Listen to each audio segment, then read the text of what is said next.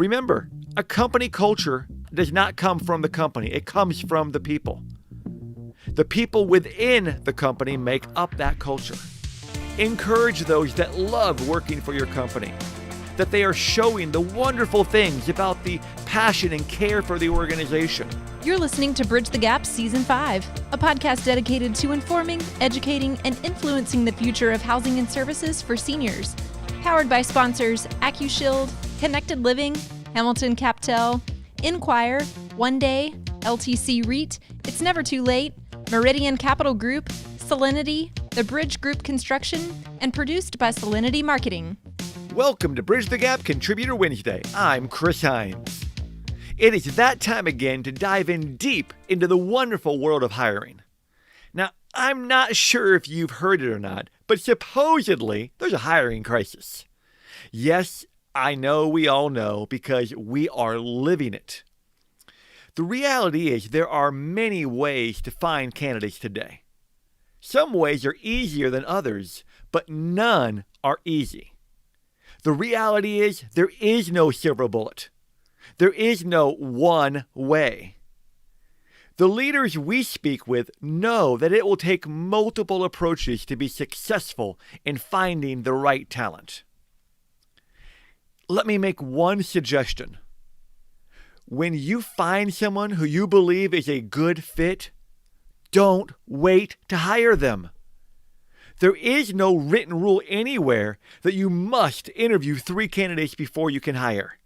While some companies have that preference, it's not a rule. I've checked. Yes, you want to find great talent, but it's my condition, especially in today's hyper-competitive candidate market. So, how the heck do you find great candidates? I know what you're probably thinking. Well, Chris runs a recruiting firm, so he won't give away any of the secrets. He won't let us see behind the curtain because he wants to keep that for himself. Au contraire. If you've been listening to any of my previous episodes, every time I am bringing you behind the curtain and sharing our best practices because I want to give back to the industry.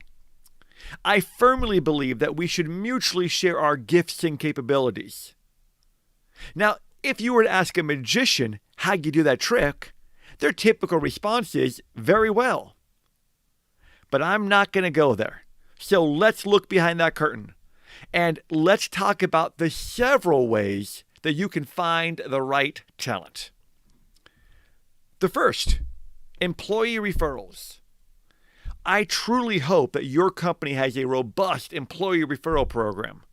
In our opinion, it is one of the single best ways to find good candidates.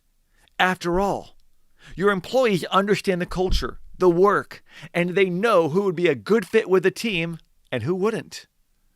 We believe in it so much at Westport One that almost a third of our staff has come directly from referrals from other members. I have seen many forms of employee referral programs, from a hearty handshake to gift cards to lunches to bonuses ranging anywhere from $500 to $5,000 to literal trips. While you might have a strong program, that's simply not enough. As the leader, you should specifically be talking to your community leadership to get them to think of people that would be worth reaching out to. And perhaps you have to do it more than once. A passive referral program just won't cut it. Second way to find great talent, past employees. Well, at least the ones you liked working with. In a previous episode, we talked about the boomerang employee. Perhaps it would be worth the effort to reach out to those that you did like and see how things are going with their new gig.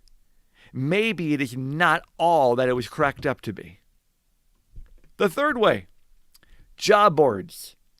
The most common ones, Indeed, ZipRecruiter, LinkedIn Jobs, Monster, Career Builder, niche job boards, and of course, your own company website. Here's a fact for you. 35 to 40% of the workforce is actively looking for a new opportunity at any given time. In the Great Resignation, that number was as high as 60%. Yes, we are slightly still in that, but we aren't completely there anymore. The reality is almost every senior living company has a careers page. And with some, they're better than others.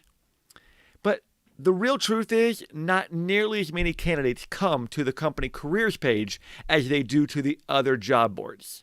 If a candidate is particularly targeting a specific company that they would love to work for, then yes, they will look over that career page on a periodic basis. But the majority go to the job boards. The 200-pound gorilla in the job board industry is, of course, Indeed.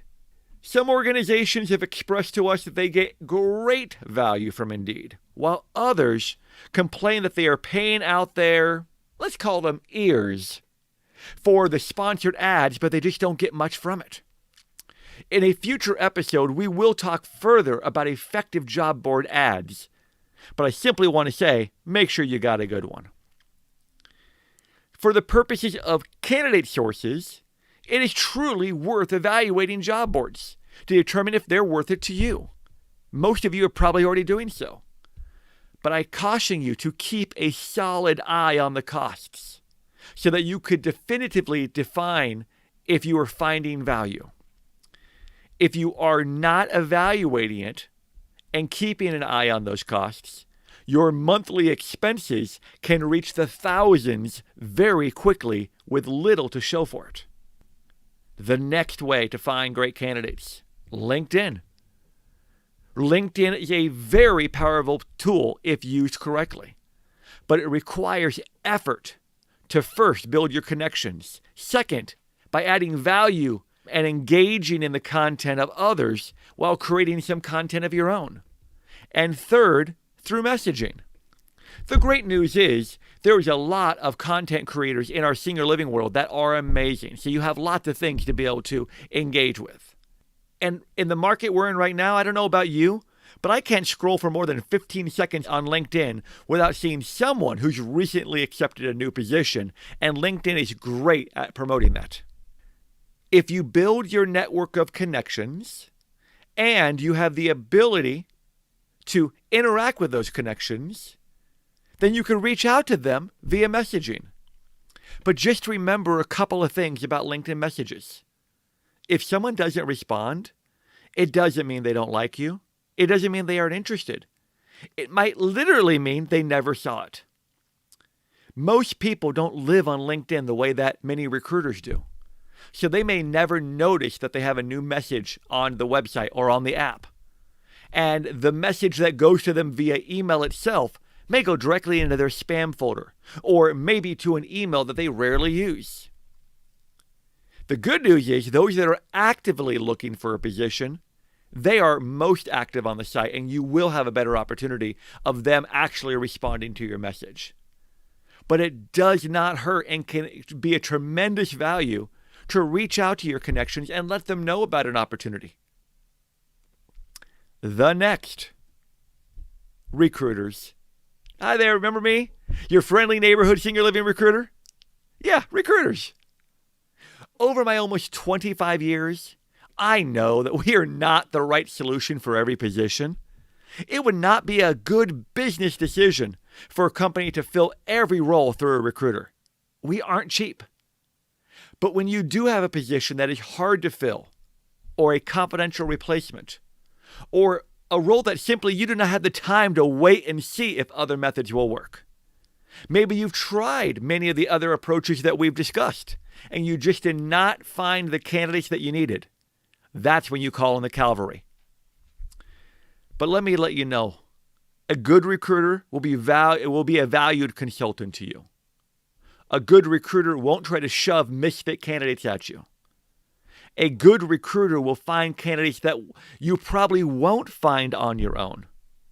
Or they may be able to attract those that you know, but you weren't successful in attracting through your other methods. I would like to consider my team to be a team of good recruiters. We are far from perfect, but we do know the right way to do things, and we do them while still being ethical and moral. Another approach, and this approach is important as an overriding approach for all the ones we've already mentioned. Build a strong employer brand. What do I mean by that? Well, you either have a good brand out in the market or a bad brand. Different way of calling a brand is your reputation. Every single method of finding the candidates is either hurt or helped by your employer brand. So how do you ensure that you have the best employer brand that you can? Well, the most important way is to treat your employees the right way. Not some of the time, but all of the time. The employees that are with you and the employees that have left you are the biggest calling cards to your employer brand. Other things to consider when it comes to that brand: your company LinkedIn page, your company website, Google reviews, Glassdoor reviews, your involvement in associations, your involvement in conferences. Now, beyond the company reviews, you have to consider the reviews of your individual communities. When someone is evaluating if they should go to work for you, they are going to review both your company and the community that they're considering, if it is a community level role. So you have to look beyond just the company and look at the community as well. Another tip for you is to make sure that you capitalize on the evangelists for your organization. Remember, a company culture does not come from the company. It comes from the people. The people within the company make up that culture. Encourage those that love working for your company, that they are showing the wonderful things about the passion and care for the organization, that they are sharing that on social media. They will, in reality, be your best sources for illustrating a strong employer brand. Now, if the perception on the street is that you have a poor reputation, don't just stick your head in the sand hoping people will ignore it.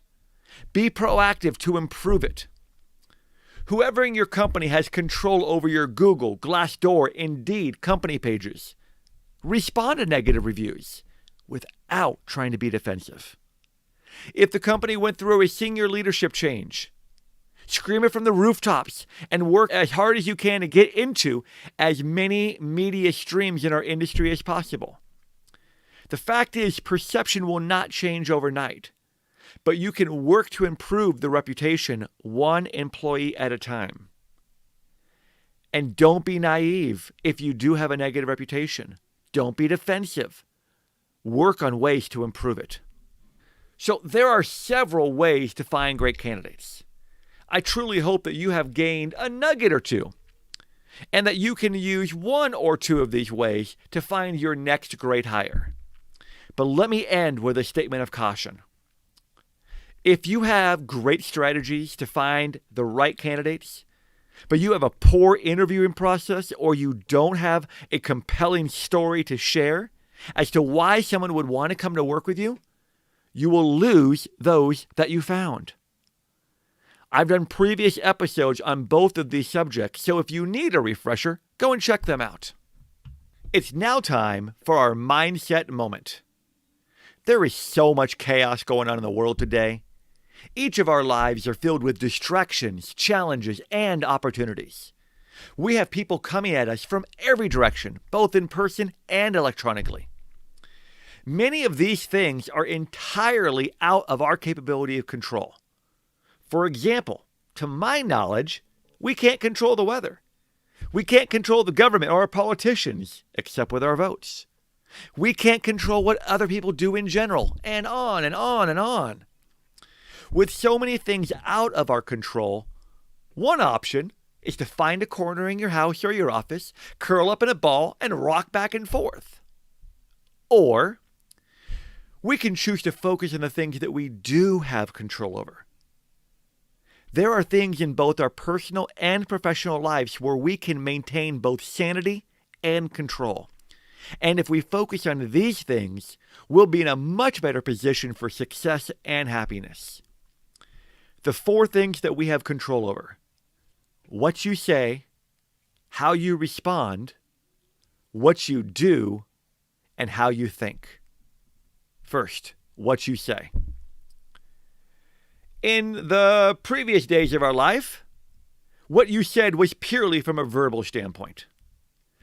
In today's technologically advanced world, though, what you say comes in many forms, whether it be conversation, email, text, social media, video, Zoom meetings, and on and on. Regardless of the number of mediums that you have for that communication, you control your words. You control the words that you say, and you control the words that you type. You can control the tone. You can control whether you are negative or positive. You control everything about your words. Do you realize the power that you have with these words? You can build people up, or you can knock them down with these words. One added dimension of the written word, whether it be text or email, is that those reading your message can rarely, accurately read tone or intent into those words. So you have to understand this. Remember that you have the control over every element of your communication except for tone.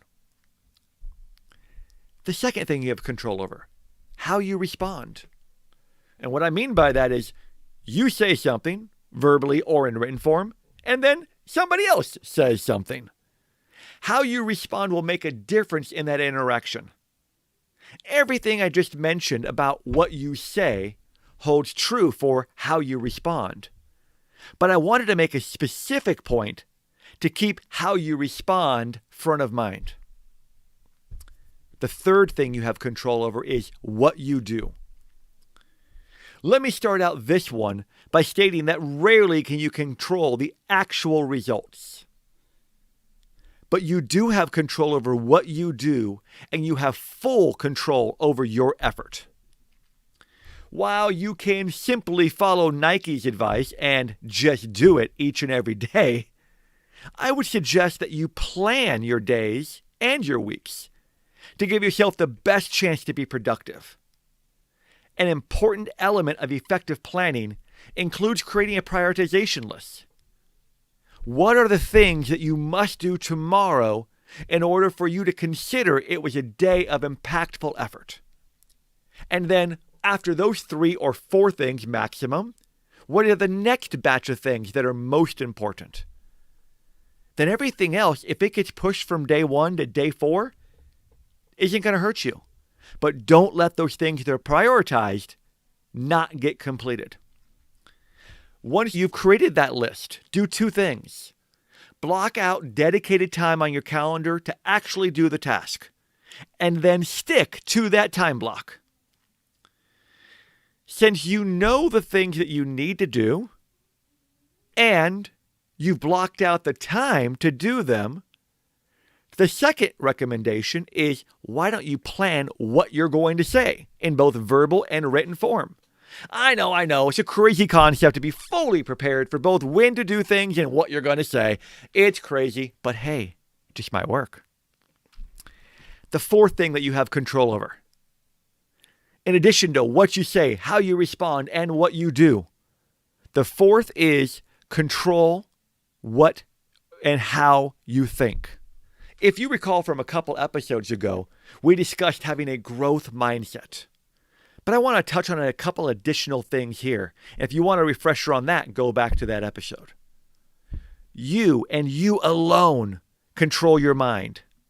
This means you can control what goes into it, from the things you read, the conversations you have, the shows you watch, the news you check out. I can say with absolute certainty that your mind is affected by all of those things. They will influence how you think. I am a big believer in having a positive mindset. Understand, though, that I have this mindset still dosed in reality. But I would much rather be positive than be negative. One way that I keep my mind focused on the positive is that I do several things that maybe you want to consider. Listen to podcasts focused on growth, inspiration, and positivity. If you need suggestions, reach out to me on LinkedIn. I'd be happy to provide one. One, though, could be Bridge the Gap, the Senior Living Podcast. Crazy idea. Second thing you might want to consider, read or listen to books that can help you improve your growth mindset. Review who you follow on social media. Do the people you follow continually spew negativity, or do they bring some positivity to your feed? Find like-minded people and create your own mastermind group. You don't need to pay thousands of dollars to belong to one. You can do it yourself with just a couple close people. Find a mentor who will hold you accountable. Last month we talked about accountability, and that mentor can be that accountability partner. Let's bring the subject of control what you can control all together. There are an infinite number of things completely out of your control, but there are these 4 categories that you have complete control over. So I'd like to send you off with a challenge. Over the next 4 weeks, work on each one of these individually. Week 1, work on what you say. Week 2, how you respond, and so forth. You won't be perfect in just 1 week, but you should start seeing significant improvements that will encourage you to continue on with your growth. If you can become your own expert on these 4 categories, you will see incredible improvements. And if you can control these things that you actually have control over, the sky is the limit, and I'm rooting for you. All right, that was fun for me. How about for you? If you have any questions, comments, complaints, or even conundrums, message me on LinkedIn. Stay tuned next month for our next chapter of Recruiting and Mindset Adventures. Again, this is Chris Heinz. Thanks for listening to this week's BTG Contributor Wednesday. Please connect with me at btgvoice.com. Thanks for listening to the Contributor Wednesday series on the Bridge the Gap Network. For a full library of episodes, visit btgvoice.com.